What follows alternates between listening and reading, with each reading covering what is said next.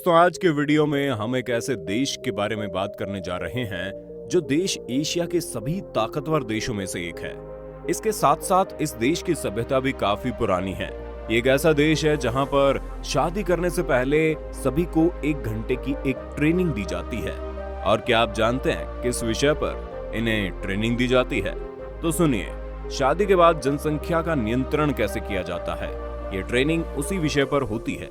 इसके साथ साथ उस देश के सभी लोग खाने को बहुत ही ज्यादा पसंद करते हैं और इसीलिए ही तो यहाँ के सभी लोग बहुत ही तरोताजा और मोटे किस्म के होते हैं। इसके साथ हम आपको बताना चाहेंगे ये एक ऐसा देश है जहाँ की कुल आबादी का करीब 70% लोगों की उम्र 30 साल से कम है। और ये एक ऐसा देश है जहाँ पर अगर आप शादी नहीं करते हैं तो आपको आपके परिवार के साथ रहने का मौका नहीं मिलेगा, यानी शादी आपको करनी ही पड़ेगी।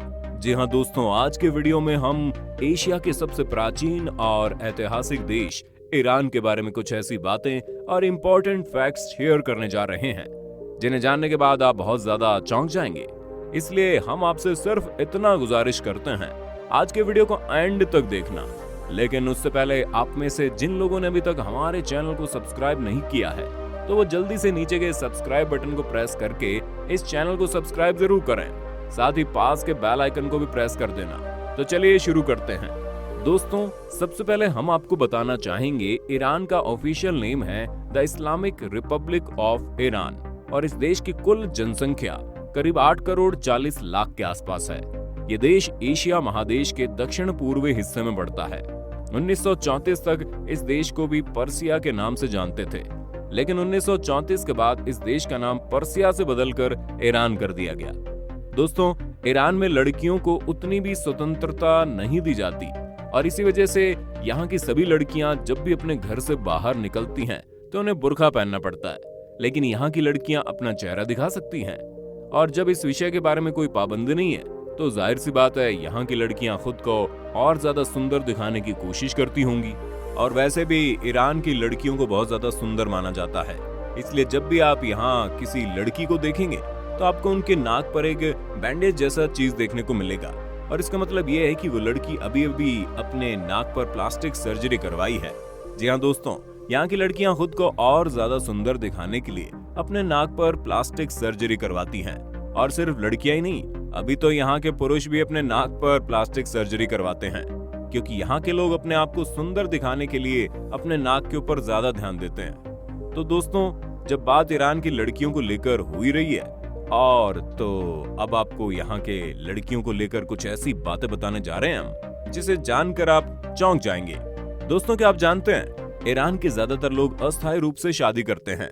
जी हाँ दोस्तों, यहाँ के सभी पुरुष और महिलाएं चाहे तो अपनी शादी से पहले कुछ दिन या फिर सिर्फ कुछ घंटों के लिए एक साथ रहना पसंद करते हैं।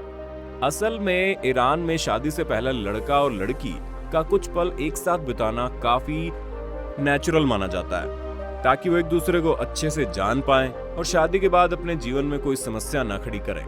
दोस्तों, आपको ये बात जानकर काफी हैरानी होगी कि पहले ईरान की लड़कियां काफी मॉडर्न हुआ करती थी और वो लोग छोटे छोटे कपड़े भी पहन सकते थे, लेकिन ईरान में जब से इस्लामिक कानून लागू हो गया है तब से यहाँ का नजारा काफी बदल गया है। दोस्तों, आपको जानकर बड़ी हैरानी होगी, ईरान के ज्यादातर लड़के भी शादी से पहले अपनी वर्जिनिटी खो देते हैं, लेकिन इसके साथ साथ वहाँ की लड़कियां भी शादी से पहले अपनी वर्जिनिटी खो देते हैं।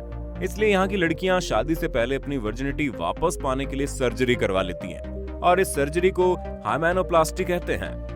वैसे तो यहाँ के सभी लोग अपनी शादी से पहले ही कुछ दिनों के लिए एक टेम्परेरी शादी कर सकते हैं, लेकिन उसके लिए उनके पास लाइसेंस होना जरूरी है और ऐसी शादी को ईरान के लोग वेस्टर्न डेटिंग के रूप में देखते हैं। दोस्तों, अगर ईरान का कोई व्यक्ति किसी महिला के साथ बुरा बर्ताव करता है तो उसका पूरा दोष उस लड़की की मां को दिया जाता है और उसे अपनी बेटी को निगरानी में रखने की वार्निंग भी दी जाती है, अब चाहे वो महिला माने या फिर ना माने। इसके साथ हम आपको ये चौंका देने वाली बात भी बताएंगे कि ईरान की लड़कियों को किसी भी फुटबॉल ग्राउंड में एंट्री करने की परमिशन नहीं दी जाती, लेकिन इस विषय में ईरान की लड़कियां भी किसी से कम नहीं है, क्योंकि ऐसे हालातों में वो लड़कों के कपड़े पहनकर स्टेडियम में हाजिर हो जाती हैं। दोस्तों, क्या आप जानते हैं ईरान का सबसे लोकप्रिय खेल फुटबॉल है और इसके साथ हम आपको ये भी बताएंगे कि ईरान के लोग देर रात तक पार्टी करने में बिल्कुल भी विश्वास नहीं करते, क्योंकि यहाँ के लोगों का मानना है देर रात तक जागने से एक इंसान की उम्र आधी हो जाती है, इसलिए यहाँ के सभी बड़े बड़े शहरों में रात के 11 बजे बाद आपको सिर्फ अंधेरा ही दिखेगा। वैसे जल्दी सो जाना और सुबह जल्दी नींद से उठना सेहत के लिए भी अच्छा होता है। दोस्तों, ईरान दुनिया का एकमात्र ऐसा देश है जहां पर शादी करने से पहले लड़का और लड़की दोनों को एक जनसंख्या नियंत्रण करने के ऊपर एक भाषण देना पड़ता है और फिर सब मिलकर ये डिसाइड करते हैं इन दोनों में से जनसंख्या नियंत्रण के ऊपर किसका भाषण सबसे ज्यादा अच्छा था। दोस्तों, ईरान में सेम सेक्स रिलेशन के ऊपर पूरी तरह से पाबंदी है, लेकिन यहाँ के ट्रांसजेंडर लोगों को अपना सेक्स बदलने का अधिकार दिया गया है और इस लिस्ट में दूसरे स्थान पर है थाईलैंड। दोस्तों, ये बात जानकर आपको काफी हैरानी होगी कि ईरान में जो लोग शादी नहीं करते उन लोगों को अपने परिवार के साथ रहने का मौका ही नहीं मिलता, और सिर्फ इतना ही नहीं, उन लोगों का नाम मुसाफिर लोगों की लिस्ट में डाल दिया जाता है। इसलिए अगर आपको ईरान में रहना है तो शादी आपको करनी पड़ेगी। आप लोग ये जानकर चौंक जाएंगे, गूगल को लेकर भी यहाँ के लोग कुछ अलग सोच रखते हैं, क्योंकि यहाँ के प्रशासन का मानना है गूगल एक सर्च इंजन नहीं बल्कि एक स्पाई एजेंसी है। अब आप ही बोलिए, ये बात इन्हें कौन समझाएगा। दोस्तों, पोलो खेल के बारे में हम सभी जानते हैं, जिस खेल में घोड़े की पीठ के ऊपर सवार होकर कुछ प्लेयर्स एक बॉल को लेकर खेलते हैं और उससे गोल करके अपनी टीम का स्कोर बढ़ाते हैं। लेकिन क्या आप ये बात जानते हैं, इस पोलो खेल का जन्म इस ईरान देश में ही हुआ था।